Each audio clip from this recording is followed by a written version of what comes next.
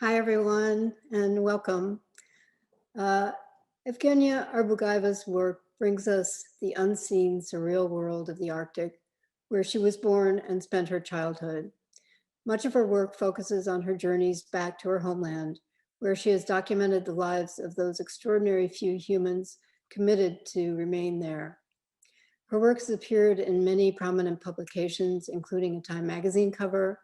She is a National Geographic Storytelling Fellow and an ICP Infinity Awards recipient. Let's welcome Evgenia, and thank you so much for sharing your time with us today. I'm supposed to tell you that if you have questions, to leave them in the chat, and David Major will address them after Evgenia's talk is finished. So welcome again. We're very happy to have you here today. Thank you so much, Nancy. Hello, everyone. Today I'm gonna share with you my work, which I did probably now, the first work I did in 2013. And it's actually always nice to talk to students because, and I'll start from my time right after ICP, after being a photography student, which was quite a difficult time, of course, because as all of us were trying to find our voice and themes that interest, I was looking for themes that interest me. And at the time I was living in New York, but I am from Tiksi, so this is the map of Eurasia and like other continent. And Tiksi is a place where I was born. It's a small seaport town on the shore of Laptev Sea, which is part of Arctic Ocean. And so right after school, I was thinking, what do I want to photograph? What is my calling? Because I wanted to photograph something that is close to my heart. And I started to remember all these memories that I have from my hometown and visuals mostly also that were just coming to me in the form of just memories, but also I was revisiting some animation films and children books of the time because I lived in Tiksi until I was 8 years old. So, I don't remember that much, but I think, it was kind of a memories of emotions and atmosphere. And I'm just going to show you a little animation clip from the cartoon. And the main character is Evgenia as well, and she got a magic flower which she can use. She can tear the one petal and make a wish, and she can make, I think it was 7 wishes. So have a look. Лети, лети, лепесток, через запад на восток, облети вокруг земли, быть по-моему вели. Вели, чтоб я сейчас же была на Северном полюсе.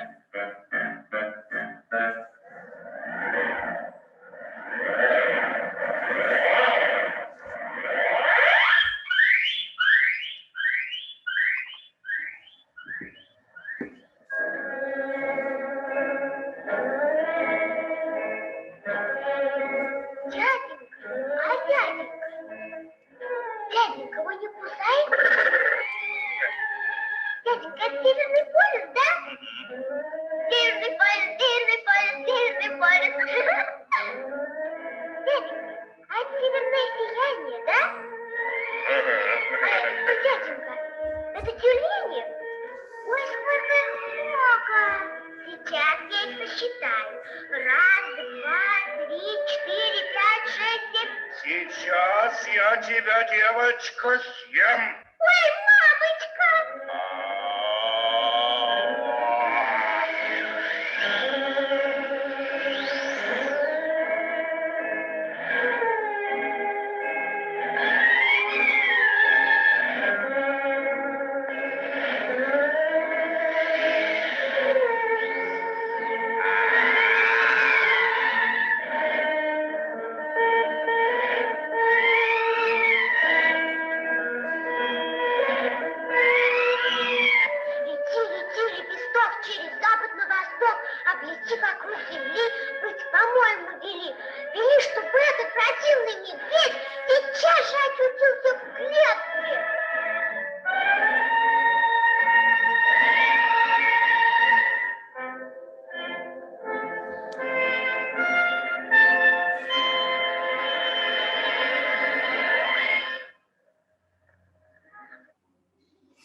So this was one of my favorite cartoons, and I didn't have a magic flower, of course, but I felt like I was a part of this cartoon because I was already kind of on the North Pole and on the edge of the world. And when I was one of the things that I also remember was this very special Sundays when me and my dad would turn on the TV and watch the TV show Adventures of Calypso, Team Calypso and Jacques Cousteau.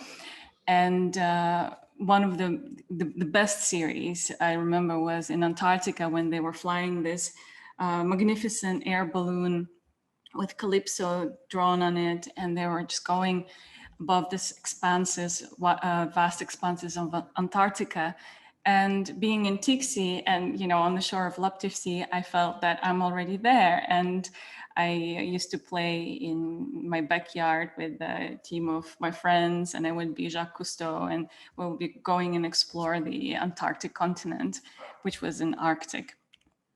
And then in 2009, when I graduated from ICP in New York, I decided to go back to Tiksi just to explore if those memories that I have about this hometown, my hometown, really exist, and if this place is actually real. And I went and I found this very depressed, bleak place. More than half. When I was growing up there, we had about 12,000 people, and now it's about 5,000 people left. So most of the houses are empty and windows are boarded. And I went in fall, so the light was very flat, and it was always very rainy and just not very pleasant.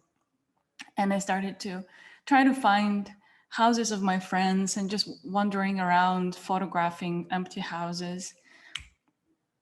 And I went on the shore of the sea and was just sitting there kind of crying, really, because of just this crash of all my ideas of Tiksi and all my memories, because it just nothing matched what I've envisioned. And then I saw this girl. She was throwing stones in the sea, and she was there with her mom, and we started talking. And her mother actually knew my parents from the time when we lived there. So I took just one picture of this girl from the back, and when I came back to New York, I started looking through these pictures, and I realized that this is not how I want to portray my hometown. None of the pictures are interesting, and except this one. I couldn't stop looking at this picture, even though it's not, you know, a perfect or really beautiful picture, but it just meant something for me. And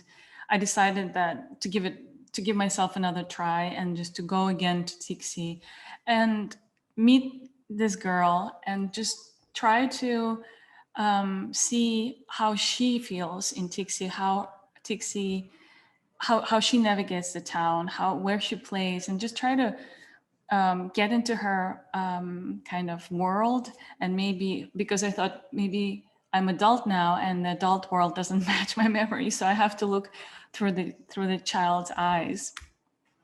And so I came back in February, and I met Tanya and her family, and they were very kind to me. They actually invited me to stay with them, and everything changed since then.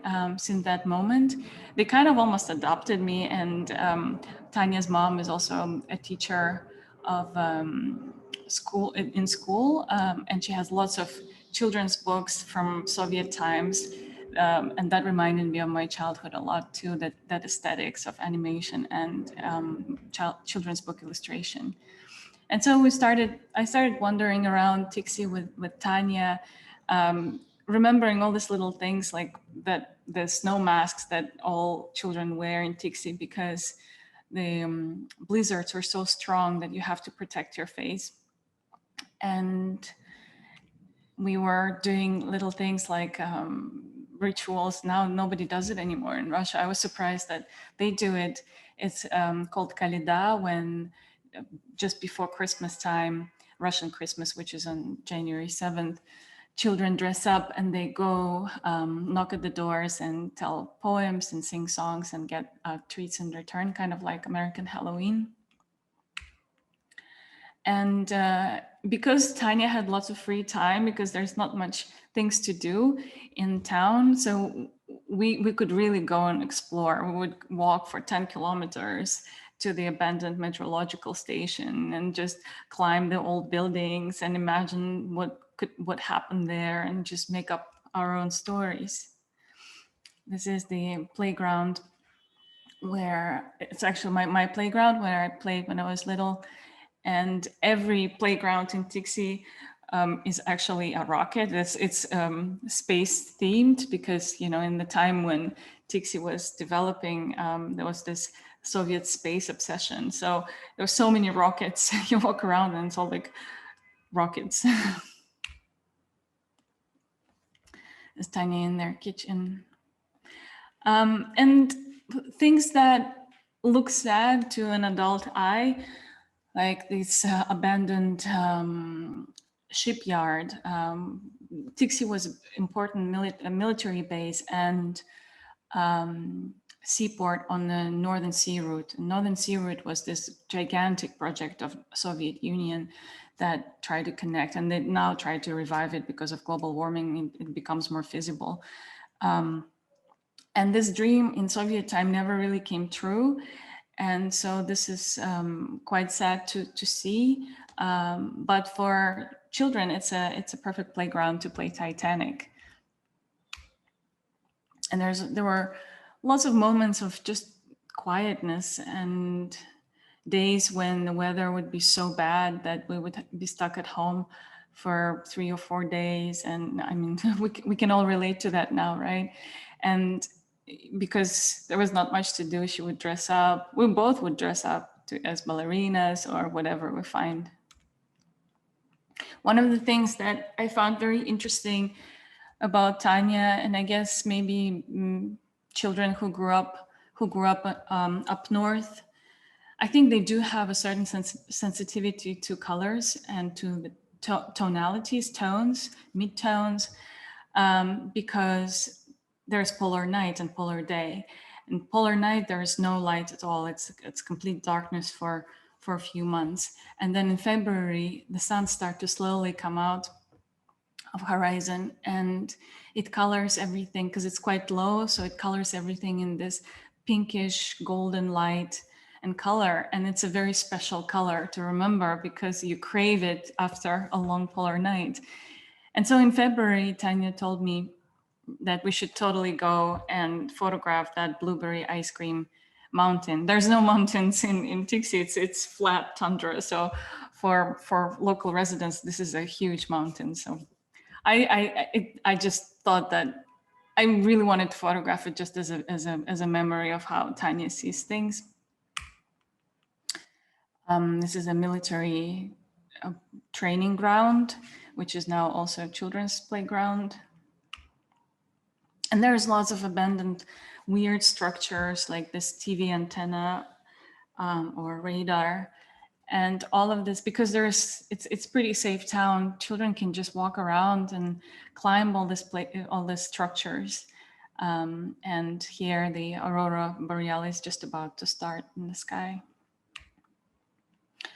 And this is the only brick house. It was built by Americans actually in beginning of 20th century, and I still don't know what was there. It was built as a trade post for fur, I think, in the beginning, and it's been abandoned for a long time. And all children in Tiksi were telling me that this house is abandoned, is haunted, and there's this ghosts and stuff. So we went and full moon with Tanya tried to recreate those ghosts.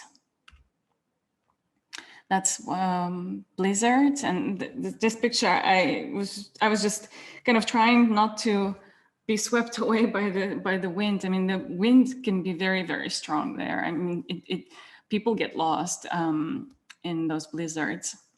That's why people don't go out. So I didn't see that this person was coming. So I was just shooting with the with a flashlight, and I caught this person passing by. This is New Year, New Year night. This is probably one of the special images for me because, and it was a cover of the book.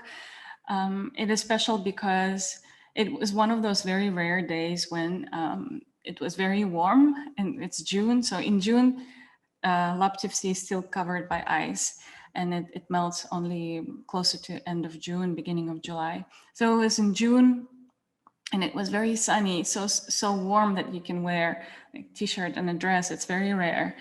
And Tanya was so excited about this, and she begged me, can I please photograph her in her favorite dress, because she's gonna grow out of this dress like any minute. And she really wanted me to capture her in this dress. And it was a symbolic moment for me because I was growing out, I think, from who I was too, and kind of finishing to relieve those memories, that kind of closing that childhood gestalt channel and ready to move on.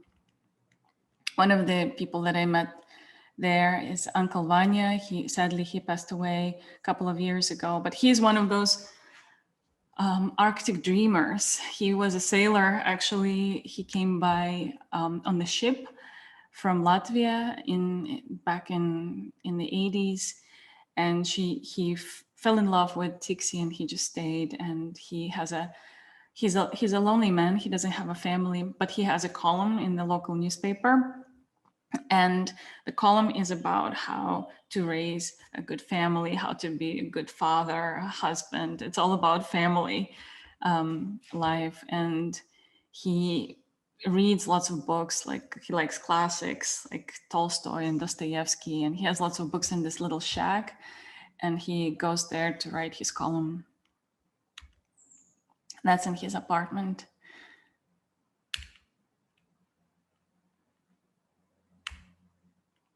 This was a special day because I asked Tanya what was her dream, how would she like me to photograph her, and she said that her biggest ever dream was to run around with the meteorological balloon, and this balloon is used to measure pressure and other things by meteorologists. And we went to the station, and I asked if we can have one balloon, and they gave it to us, and Tanya was really happy. And by the end of this project, this took 2 years, and I kind of did it on my own without telling anyone really about it. And secretly, I was also disillusioned by the idea of becoming a photographer after photography school, because it was hard to find a job and get assignments. So when I came to Tiksi, I thought that I'm just gonna do whatever I want to do, and not thinking about where it's going to go and what it will become and who the viewers are. I just wanted to do it for myself and for Tanya. And I did it for 2 years, and it was a really nice feeling, actually, to work on something so close to my heart, but also with zero expectations.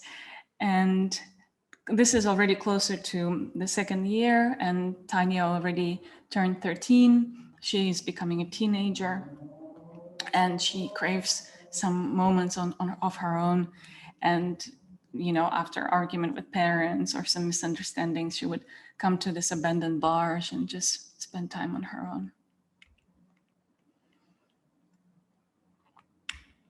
And this is the last day in Tiksi. I was leaving, and I told her that this is the last time we see each other, because I think I'm done. I will not come back. And we couldn't sleep that night because we both were very sad and anxious also about our separation. And we went for a walk. It was at 4 a.m, and it's already summertime, so the sun never sets. And we went out, and it was very foggy. And when we climbed that mountain, that Blueberry Mountain, which is now Golden Mountain, the fog just kind of started to disperse, and it cleared out, and I had my flight. And that was the last moment. So after Tiksi, my work as a photographer started to pick up. I started winning different awards with Tiksi project, and started to also get assignments. And I started to think what I want to do, because I understood that I want to work on long-term projects, like I worked with Tiksi, and something very personal. And I always was curious about other very remote and hard to reach places in the Arctic. And one of the reasons for this romantic kind of longing is also comes from my childhood and from this book. It's called Two Captains, and it's a story of those Russian polar explorers, and their ships got lost. And then there is this brave young pilot that goes and tries to find the traces of those lost explorers. And it was a film as well. And this is this pilot. And this is the kind of, he has this visions of this lost ship. And so I decided to, I was thinking, how can I visit all these very far and remote places? How do I visit those little islands that I see on the map that are just 2 by 3 kilometers wide? And when I learned that there are people there, and most of those very remote places in Russian Arctic are populated by meteorologists and scientists. So on some of those islands, there are only like 3 people or 2 people or 1 person living there. And I learned that the ship called Mikhail Somov, it's on this photo, it delivers supplies to all these very hard to reach stations once a year. And so I wrote a letter. I was really trying to get on board, and finally I managed. And I spent 2.5 months on board of the ship. And during this time, there was a priest on the ship. We became very good friends. Actually, this was probably my only friend there, because everybody, for people who are on board of the ship, it's not like their expedition or like something that, you know, like a tour thing. It's their hard work, and they're doing it every year. So it's quite tiring work. The weather is gloomy, and everybody was just kind of spending time in their rooms, and not very actually not so friendly, and not so there was not like friendly vibe on the ship. And the only person that I connected with was priest Dmitry. I'm not religious, but he was really amazing. He had an amazing selection of jazz music. He made great coffee. He was this very very nice, interesting companion. And we went to different stations. Altogether, it was 22 stations. And this is Franz Joseph Land. And of course, it's all interesting, and I'm trying to get as much as I can. But during landing on each station, I only got 30 to 40 minutes, sometimes 1 hour, sometimes 2 hours. But still, it's like, by the time I finish running around and trying to figure out how to photograph it, and just trying to, you know, talk to people, I already have to go back to the ship. So that was very frustrating. And I also became friends with the captain, actually, I should mention. And the captain had, on his wall, he had this big map of Hyperborea. And Hyperborea is this mythical land that ancient Greeks gave it a name. And so they speculated that beyond the north wind, in this obscure Arctic land that nobody had been to, in the middle of it actually live the tribe of Hyperboreans, which are these mythical creatures who are very tall and kind, and they live in total peace and kind of in almost like in heaven, and the climate is actually very warm there, and almost like tropical climate. And as I looked at this map and traveled through all these little islands in the Arctic, I thought about how for many people and for myself, Arctic is still this Hyperborea. It's this mythical place of this creatures, those people who many of them give up their lives for scientific research, or native people who've been there for centuries. And so with this kind of idea in mind, I started to map out coast of Arctic, Russian Arctic, and planning to come back to these places. And the first place I came back to was Khodavariha Station, and that's the first chapter of this project, Hyperborea project, and it's called Weatherman. And it starts with a view from my room on the ship, and these are oranges. We were getting oranges only once, fruit only once a week on Sundays on the ship, so it was a very eventful day. And so when I was on board of the ship, I met the chief, Slava Korotkih, but I had only half an hour. But in this half hour, I realized that this is the person that I was looking for, and this is a person that I have to photograph. And I didn't know how to come back and how to come back to the station. So when I started to apply to different grants, and I received a grant that was just actually exactly enough an amount of money to hire a helicopter and fly there.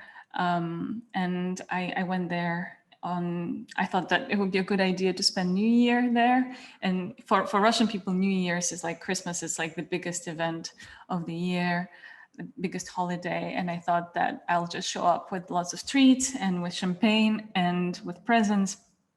And surely Slava will be happy to see me, which he was. And we became really good friends. And this is actually the first day when I landed. It was full moon.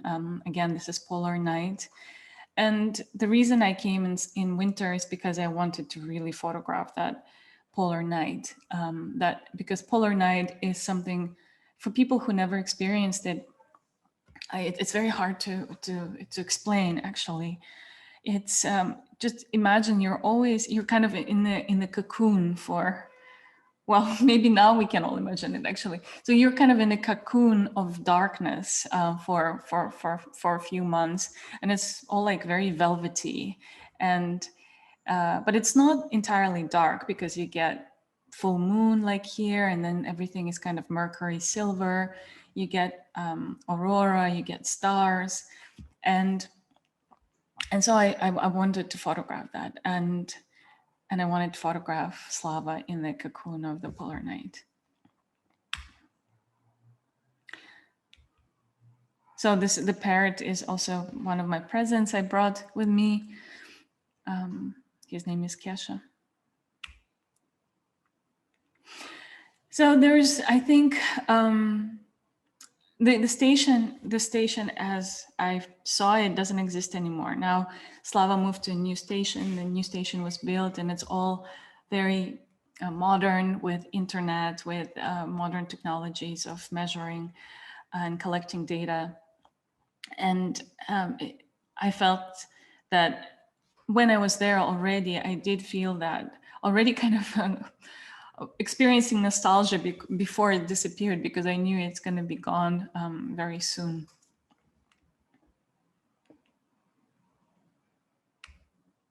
And with this old station also goes the era of polar explorers and polarniks, as we call them in Russian. Polarnik is this person who dedicates his or her life to polar regions, Antarctica or Arctic. And these are people who literally sacrifice their life. They're most of the time also, it costs them their personal life because they spend all their life in those remote locations. But this era is finishing, because people, even though people spend more time, same amount of time at the stations, they're more connected. There is internet, there is WhatsApp, and they're not as and also people are eager to work a little bit there, to build a career and then return. So they don't see it as a kind of a life thing, like for Slava. But people who do decide to make it their life, it's special people that just really enjoy being in this environment, and also are very comfortable with the solitude. And by solitude, I mean this very strange feeling, very strange being, kind of almost being and not being. It's probably like this sense of very deep meditation. Sometimes I really did feel like Slava is just disappearing into the wind or into the ocean, and his mood, his voice is so dependent on the weather and on the elements.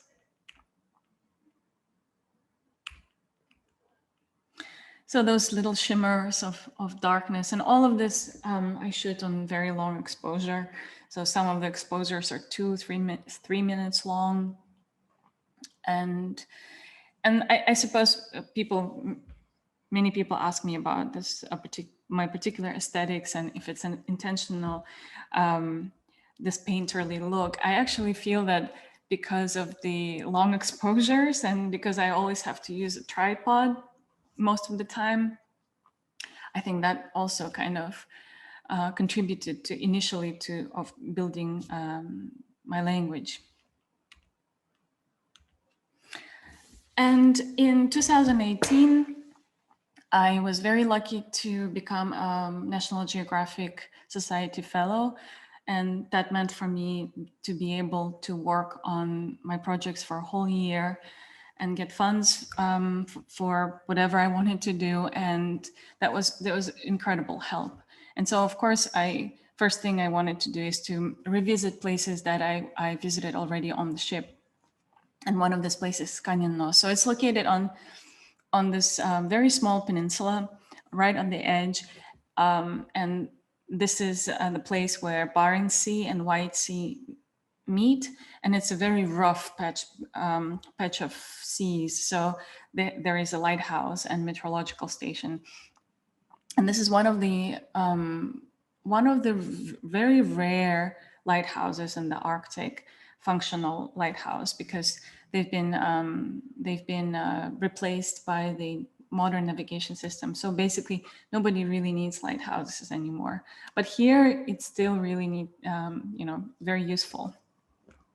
So when I visited this lighthouse, there was other people working there, and so in 2018, I got in touch with Meteorological Center and trying to find out who lives at the lighthouse.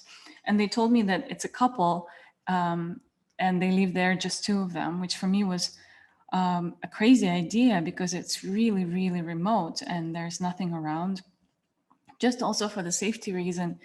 And so I decided to go and photograph them. And this is Evgenia also, like my name. We share the same name, and Ivan, and their dog named Dragon. And here they're taking samples of salinity of the seawater. And I brought treats with me and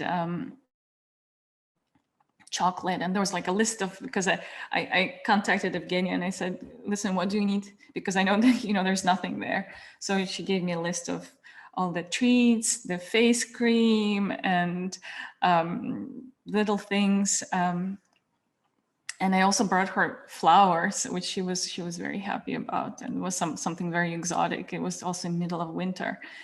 I actually had, it took me about 14 hours by snowmobile to get there, and there's no road, and nobody actually knew how to get there. And I flew to the nearest village, and I was begging for the local fishermen to bring me here. And so I packed everything in my clothes so that it wouldn't freeze. And luckily nothing froze, even flowers made it. And so when I arrived, the first thing Evgenia did, she wrapped everything very carefully because because she was so happy that it didn't freeze on the way, and she wanted to keep it fresh. This is a storage kind of shack right by the by the shore, and this is where the ship docks. And so the ship, the ship that I was telling you about, comes only once a year. So these people get their food supplies only in summer, and then so you can imagine it's only canned food and dry food. And this is where the ship docks. And Ivan wrote on the shack, "Край земли" in Russian. It translates as "edge of the world," just in case people wouldn't know where they were, where they end up. This is a cemetery of a former lighthouse keepers who died of typhoid in 1930s. And so when Evgenia and Ivan need to get medical help, thank God, and nothing ever happened to them. But in case of emergency, they can call medical helicopter. But because of the really bad weather conditions, sometimes it can be delayed by a very long time. So this is their biggest fear too. They're very careful not to get sick. Evgenia, she's reading a lot of books, and this is also one of the things that I love doing during my travels. And I'm just really stocking on all the books that I want to read, because the time is very different there. Time just kind of stretches, and it seems like you can fit lots of things in your time. And this is a final image before we were packing. I was already packed and ready to go, but I was waiting for this blizzard to calm down. And I took this photo, and it reminded me of the Wizard of Oz, the house of Wizard of Oz that was picked up by the wind.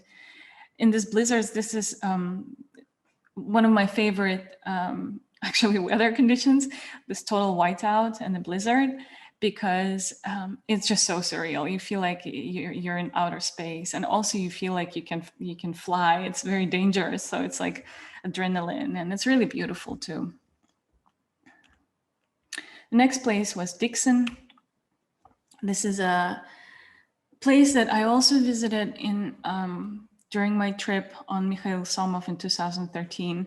And at that time, when I landed, I just couldn't believe it. I walked around on these empty streets, and it reminded me of my hometown of Tiksi a lot, because this is basically like a sister towns. And this Arctic ports back in Soviet Union, they were built as a kind of a very, very similar to each other. So the architecture, the houses were almost identical to Tiksi. And so I was walking as if I was in a dream in my own hometown, but it was completely abandoned. And I decided to come back. And I was trying to think, how do I photograph? Because I knew that it wasn't very successful during the fall time when everything was gray. How do I photograph it so that it has this very eerie, surreal feel, what I felt when I first saw it. And I decided to go in December, again in polar night, and I was hoping to witness aurora. But of course, you can plan as much as you want, but the reality is not always what you expect. So I had to wait for about 2 weeks for aurora to appear. But then when it did appear, it just was spectacular. It was so beautiful. Probably the most beautiful aurora I've ever seen. And I actually had that moment, very rare moment for a photographer, probably, when I didn't know what to do, to take a photo or just to really take it in, because I knew that it's just a very rare thing to be in this empty town and be under the aurora. And it was so low that I felt like I can almost touch those needles. But I was lucky. I think it all worked out really well for such a long wait, because during that time, I really explored every single room that was open in this town. And when Aurora appeared, I already had a plan where to go and what to photograph. This is the soldier on the main square. It's a monument to soldiers who defended Dixon during World War II. So one of the rooms that I really wanted to photograph, and I probably did, I don't know, 100 pictures of this room, coming to this room every single day and just like talking to this room, like, okay, room, how do you want me to photograph you? Because no matter how I photograph it, it was just not coming out the way I felt it. And so during Aurora, it all worked out. And I actually, when I walked into this room, I remembered that book I read some time ago called Alone. And it's about this American explorer in Antarctica in the beginning of 20th century, mid 20th century. And he was overwintering in Antarctica alone in this kind of station that he made himself under the snow. And he was kind of already going crazy a little bit. And he writes in his journals that he played this classical music, and watched Aurora, and Aurora was moving in unison with the music he was listening to. And I felt kind of like that moment in this room. This is in the school. You can't really read it here, but the name of the book is Magical World. It was just, it was really a coincidence, and I didn't see it. I only saw it after I took a picture. I went with my brother, he was assisting me. And as we were running around with this Aurora, we both were just sweaty and tired. And then when Aurora finished, when this moment, when everything was starting to fade, we met, and I was like, Max, how are you? He's like, so scary, because we knew that there are polar bears walking around. We see tracks, and there's like all this like sounds and wind and cracking sounds and of old houses. It was very scary. And then when we stayed at the meteorological station a few kilometers from the town, and when we came back, and I remember I closed my eyes before going to bed, and I just couldn't, like, this flashes of Aurora were still in my eyes. And so much excitement that we both couldn't sleep all night. Next place and the final chapter is in Chukotka and Urmina. Chukotka is a very special place. It's one of the most remote regions in the Russian north and in Russia in general. It's located in the northeast of Russia, and it borders with America through Bering Strait. And I always wanted to photo, and this is the community that hunts, that live off the land and the sea, and they hunt whale and walruses. And I've been fascinated by this culture for a long time. And finally, I decided to go, and I just looked at the map. First I went to, for a couple of times on assignment in the towns that were closer to the center, but I was wondering I really wanted to see the very northern towns that are villages that are right on the edge of right on the shore of the sea, because they're very inaccessible. Like, there's helicopters fly there only once, sometimes once in 1 month, in wintertime, once in 2 months. And because of their isolation, these people still kept their traditions. Of course, the Soviet colonization had a huge impact on the communities. And in fact, here, Nikolai, the elder of the village, he was born in Yaranga, the traditional Chukchi house made of the wooden poles and walrus skins, walrus and reindeer skins. And he grew up speaking Chukchi language, and he says his community, of course, they struggled because the hunger was always there. They had to hunt, but they were more kind to each other, and they lived in peace. And now, of course, everything changed after Soviet people came in the 1930s, and Urmina village was built in 1950s. with the houses that you saw in the first image. And this is a photo album of Nikolai, and this is the first airplanes that started to go around Chukotka in mid 20th century. This is in the cultural house in Enormina, and this is Vika. She is rehearsing her traditional dance, and this dance was about birds. And there are so many birds, especially in summer, and all the flying birds come to the Arctic. And because children spend so much time outside and in nature, they can recognize and mimic the most subtle movements of birds, like even the differences between different types of ducks. It was fascinating to watch. I stayed and became really good friends with the family of the hunter. He's the chief hunter of the village, and actually hunters are the most respected people in the village because they hunt for the whole village. So they go out, they hunt for walrus or whale, they come back and they feed the whole village. Then the whole village comes to the shore to pick up meat, or they deliver to their elders. And this is hunter. So the alcoholism problem is a huge one in Enormina, like in many places up north, and like in many places with indigenous communities. And very often you can see those hunters when the weather is bad, they can get to drinking, and it's pretty sad to see. But then when the weather is good, they're out in the sea and they just change completely. They become this brave warriors with all their instincts alert, but also with lots of fear too, fear of animals and the sea. And when they do approach and when they do hunt animals, they take their time then to just, they're all very quiet, and they keep the tradition of talking to the animal that they just killed and to the sea, asking for forgiveness and explaining why they needed to hunt.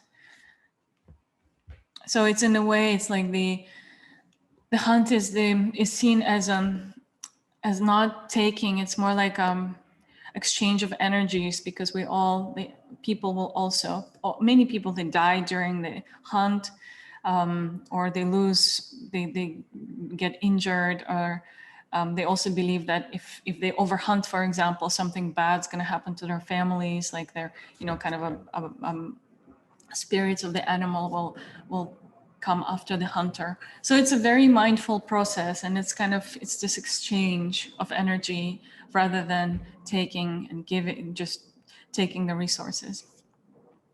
And one of the biggest, not one, but the biggest walrus holdout rookery on the planet, actually located just 15 kilometers from Enormina. And I went there and stayed in the hut together with the Russian scientist who goes there every year. And at some point, there were about 100,000 animals that hold out around us. And this was we were very careful not to set panic. They're very scared of people. And if if they feel your smell, if you go too close or you make them afraid, there can be this little panic, micro panic, that can just then spread onto the whole rookery, and it can cause suffocation and all this of animals. So they can stomp on each other. So I was very careful, and this is the only the only angle I had. And I think, and yeah, so this is the final image, and this is after we were coming back from the hunt on whale, and it was very dark when we were coming back because it took us a very long time. And the whole way, as we were tugging this beautiful animal, everybody was just filled with sadness. It felt like everybody was so quiet, and I couldn't photograph it because we were moving, but there was this aurora also above us. And it was such a beautiful moment, but also so sad. And I will remember this moment forever, because it just was so mixed, such mixed emotions, because, you know, this region and this community in particular, of course, are, I don't know what's going to happen to them in the future with all the changes that are happening, the cultural changes, the loss of culture, the climate change with the walruses. They're not supposed to haul out like this in such huge amounts. They're supposed to rest on the floating ice, but because there is no ice, they all come out on land. And so all these things are so critical in this moment, and they're also on the surface there. And it's very hard to watch and to experience. And I will end on this. If you guys have any questions. Evgenia, thank you so much for that. Really incredible work. And just thank you guys for participating, everybody that's here. My name is David Major. I'm the chair of the photography department at the New York Film Academy.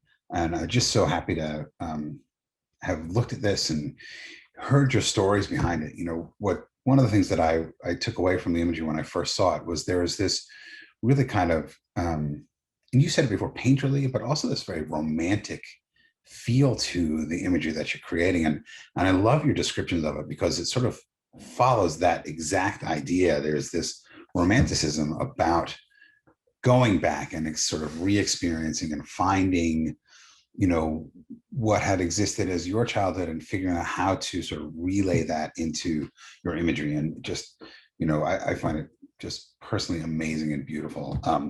I had a couple of questions, but I'm going to start. There are a few questions in the Q&A, and guys who are participating, watching, please don't hesitate. Send in your questions to the Q&A. Use that Q&A button on the bottom of your screen, and we will get to as many of them as we can.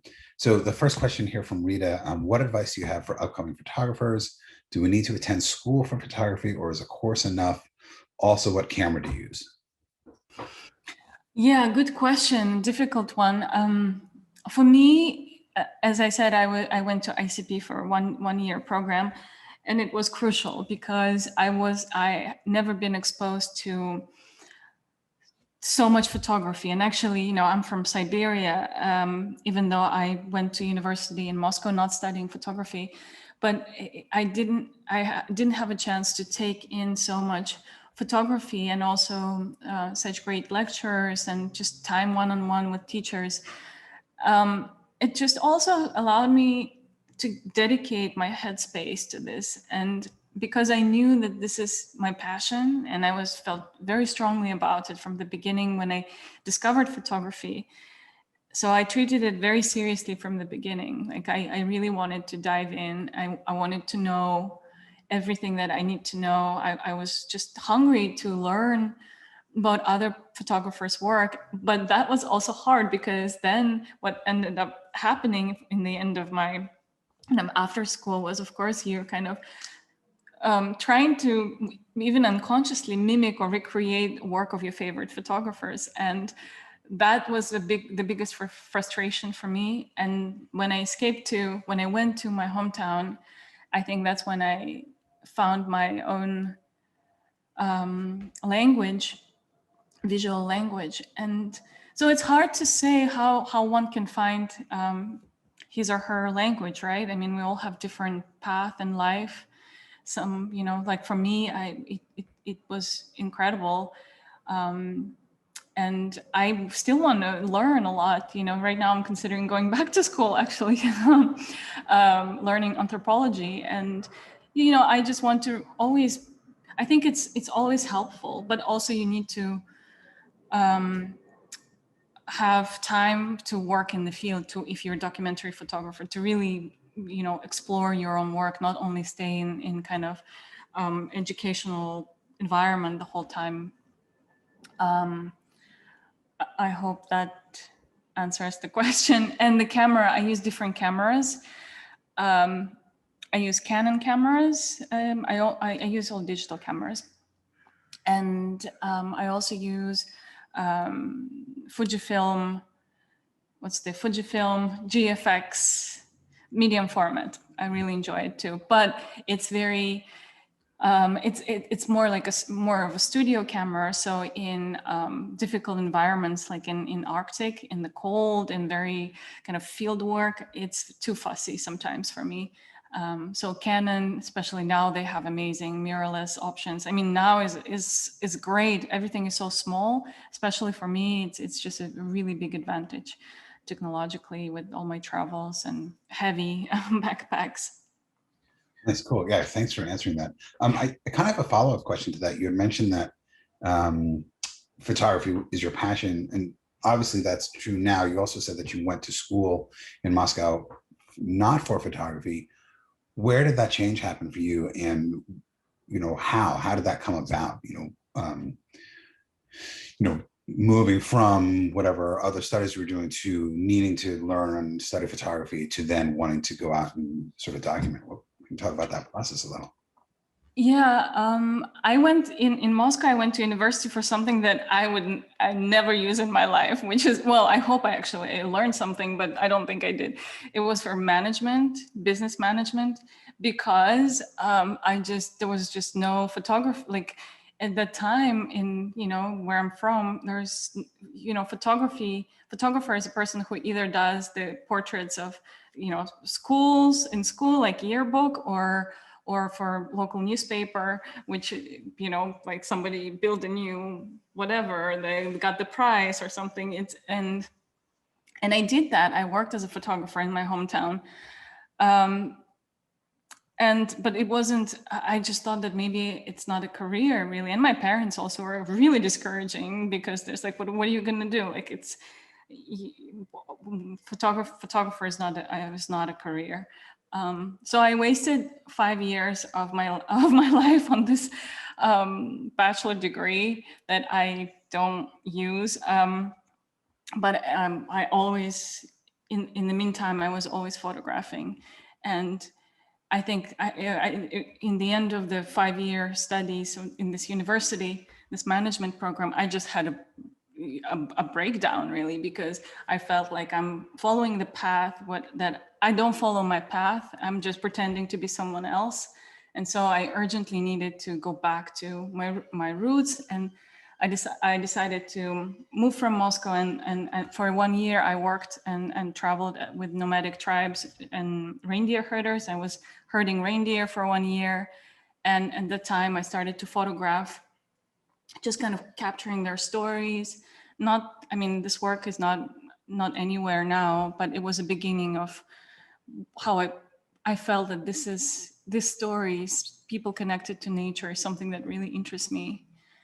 And as I was working with reindeer herders, there was a French film director. He was filming a fiction film, and my reindeer herders participated. And when they learned that I speak English, I became their kind of assistant on the ground, on the shoot. And I showed them my photos, and they were like, "Oh, you have something. You have an eye. You should go to photo school." And they told me actually about New York, about ICP at that time, and other courses in London school here. And so I started to see my options, and I went for a shorter program because it would be too much for me. I couldn't afford to do like a longer program. So I think it was not really, the other education was probably like things were kind of like an obstacle to things that I really wanted to do, which is photography.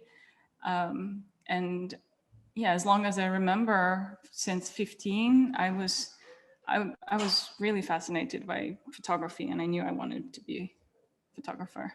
Great, cool. So I wonder if, just kind of a side note question for you, having studied management, if you'll find that will eventually or currently be helpful in terms of grant writing and finding funding for your projects. I know, you said through Nat Geo, you had the funding available to do a lot of the travel you're doing. But have you come up across that at all? You said early on, in the first couple of trips, you did not have funding for that, right? So what's the next step for you? Like, how does that happen for the next project? in terms of, potentially grant writing or finding some kind of funding to allow you to do the work? Yeah. So after school, after photography school, I was photographing Tiksi, the first project that I showed, and that didn't require much money because I was living with the family of Tanya, and it wasn't, I was just kind of their adopted daughter, and but I did like different gigs at the time. I was doing in New York because I was kind of going between New York and Tiksi actually. And in New York, I did a lot of portraits of children for family albums and stuff in Central Park. I did a lot of that to just have some income. And after Tiksi, that everything kind of changed really after I completed the project and it started to be published and get prizes. I was really kind of quite organized, I think, at the time to really apply to different prizes and awards and competitions, but also going to portfolio reviews in New York. I was doing a lot of that. And I went to Paris, I think Paris Photo too, because I was really eager to get kind of start working. But I also realized that, okay, there's this one story I did, and I did start to get publication. So I started to get paid for fees for publication, not as an assignment, but to basically republish the work. But at the time also I thought, okay, I want to photograph this kind of stories. So I want to work for National Geographic, and because I knew that they are working on this long form stories and this is something I want to do. So I sent my pictures from reindeer herders. They replied to me like basically just some formal whatever. They replied to everyone, which was basically a no. And I decided to explore stories on my own. And I thought that I will start the story and then I'm going to show it to them. And I think this is the way to go, really, if you want to, if you have a good story in mind. I think it's better to not pitch it right away, but especially when you're just beginning, you have to start doing it, start making it, even though it sounds really hard, of course, and it's hard to find a grant in the beginning of your career when you have nothing to prove, basically. You have no work to prove. So I heard of the story about people who dig out mammoth tusks from the permafrost in this very remote islands in the Arctic. And I got embedded with them and then alone, and I always work alone. And so I went and I started shooting the story. I came back, I went to this portfolio review at Javits Center, I believe. And at the time, the director of photography, Sarah Lean of National Geographic, we had a session with her. I had a session with her and I showed her this work and she said, she closed the portfolio and she was like, I'll send you a contract tomorrow. Can you go back? I'm like, yes. But the reason why they were, as it turned out, they were trying to get the story for some time. It's just this story is a very hard to get access to. So my advice would be, if you're into this kind of, I realize people are, some people work on different type of things, but this the kind of stories that are, about other cultures or interesting, like geographic things, or if you have a story idea that is unique, that you have access to, and only you can do it, think of stories like that, because this is definitely a way in, because it's very hard, especially now with, if you think about, especially if some of your students are from, not from Western countries, because now is the time when editors really appreciate the vision of people who are local, who are native. And I think, people are getting tired of the Western gaze, right, on the places that and so I think it's important to find the stories where only you can tell, you have a unique perspective on something and you have access to it. Great advice. So there's another really good question here in the Q&A, which is, what were the challenges you faced when you were photographing those images? I would imagine there's quite a few, but if you want to sort of just highlight maybe what your process was and how did you work through some of those challenges, would be great. Well, the major challenge is for me to be able to tie it together aesthetically and to kind of create that atmosphere and that kind of hermetic world, right? That I'm trying to create a visual, and to come up with the color palette, with tones, with the mood. And I'm kind of thinking about the story as an orchestra with like different photographs of like different instruments touching on different emotions. And for me, this is the hardest thing to feel. So I need to feel that before I start to photograph. So that's why I'm in the place usually for a long time before I start to photograph, or I return to the place. Like in Chukotka, it's been already 3 years that I go back to, and now it's 4th actually. And I become friends with these people, and it just takes me time to just figure it out, you know, just to kind of get the feel of it, and not this just superficial feel of, oh, I like these colors, or this is the story, but like, okay, this is the story, but what is the feeling I want to also to convey, and what do I want people to feel when they see this? Or just these things, and these are very difficult to achieve, and because it's kind of ephemeral, but it's also quite constructed. So the feeling is ephemeral, but the way you show it in images is constructed, like in fiction film, like in documentary films, like in music. So the construction part for me is quite difficult, but also the part that I enjoy the most actually too. That's great. I love that description. I just wrote it down, you know, that it's the story is like an orchestra, you know, that's really cool. And I guess before you get to putting all those pieces together, all that sort of the orchestra together to create the story, while you're spending all that time there, are you spending time just taking in the environment before you start shooting, or are you just, you hit the ground, you start shooting, and you're trying to figure it out as you go? Like, what is that personal process for you? Mm-hmm. Yeah, can I just, I need to plug my computer. Sorry, literally just 1 second. That's sure. If you guys have additional questions, please send them in. We have time for 1 or 2 more, so don't hesitate. Hopefully, I'm sure you're enjoying this. I'm fascinated by the work and by the stories behind it. So send some more questions in if you have them. And hopefully we will have power back. Okay. All right, I'm back. Okay, great. Yes, I do take time to really take in the environment, but also, you know, when you tell stories of someone,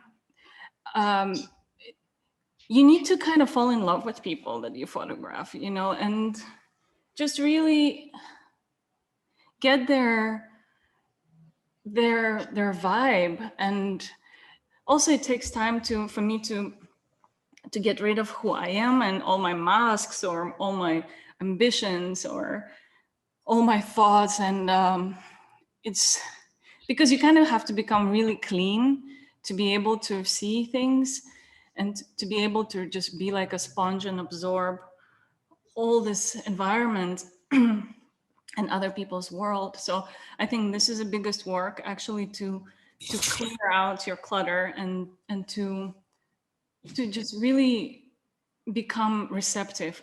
This is very hard to do, and it takes training. For me, it's especially, you know, living in the big city. Now I live in London, and and also when you become a little bit successful and there are some expectations, your own expectations for yourself, right? this is always a really bad thing. You have to get rid of all of this and just become just just be yourself, but not yourself, the city self. You know what I mean? Yeah, I love Yourself that. self, and that's difficult. Yeah, it's almost like you're suggesting just check your ego at the door and be available to what's happening in front of you. Yes, and respectful also, and what happens then if you become this clean person or like blank person almost, right? People start to be very comfortable around you. And people who are not comfortable, when they think that you might judge them or you might not belong to their world or you might be from other world than them, and this always like it's an obstacle with relationship with people who you photograph. But when you manage to become this kind of blank almost and absorb everything, people just really don't mind you. But I'm not talking about being fly on the wall. I'm talking about just being very receptive and kind to people, I think, and not trying to squeeze things out of people for your own interest, you know? Right. Right. Beautiful sentiment. I think, being present and just there in the moment. Right. Awesome. All right. So I had a couple of questions here, and I guess we'll close with this one because this is probably a pretty big question, but a couple of people have asked about your editing technique. So how do you, go from shooting over the course of several years on the same project and then go through and really choose the work? What is that process like? Mm-hmm. I actually, oftentimes I don't even look through the whole take, because when I take a picture, I already know that this is the picture. And the reason is because I don't take many pictures when I'm working on my own thing. So on assignment, I'm kind of really eager to deliver. You need to deliver, so I'm like photographing a lot. But for my own work, I photograph very little, and I wait for this perfect moment, and or I do other things. And so when the picture happened, I know it happened. And usually by the time I come back from the trip, I already have an edit, because I every day, if nothing happened during the day, I don't even I don't even like download my card. When I know that I had a picture, I will download it. I will already like put it in, and so I build like this. So by the time I'm back, I'm finished, I already have I'm obsessive and looking at images as I like if the day was successful, like every evening I would sit down in the field and look at things, because it's kind of like almost like a filmmaking, I suppose, because I want to kind of know what I have and start to grow it, and also think, okay, do I need to stay longer and longer? Sometimes I would plan to be in the place for 3 weeks and I would stay for 3 months, because I just feel like I don't achieve, like this can be stronger, this can be stronger. I need to strengthen this point here. And by strengthening, I mean waiting basically most of the time, or add something, add a certain moment. Yeah. It's interesting and not surprising, but interesting. Your description of that process of your editing, we'll call it editing process, is very similar to how you describe the getting to know the people that you're working with and getting to know the space and finding the story, where it is about time and patience, but knowing it when you're there. And again, I think your description of, sort of letting go of yourself and following what's happening right then and there and knowing it when you see it, it's kind of, I think, a really beautiful process. Thanks. Yeah, I mean, it's life, right? I'm not even though it is a career, it kind of is not. It's kind of with each story.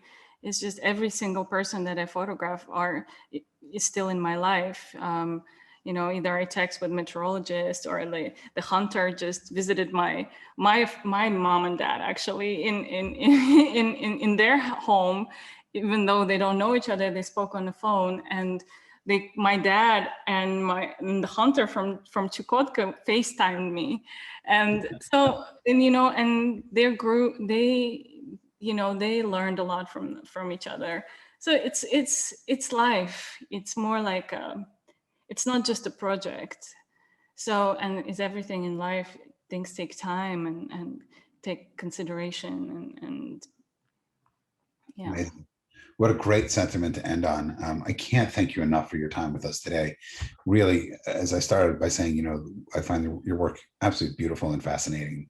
And it is otherworldly, certainly for, you know, I'm a New Yorker and have been my whole life, right? So seeing imagery like that is just incredible. And again, thank you so much. Hopefully we can do this again at some point in the next, you know, coming months or a year or so, and we'll see some new work and new projects and things like that. So again, thank you so much for your time. Really appreciate it. Thanks for having me. All Yep. right. Bye. Have a Bye, good day. everyone.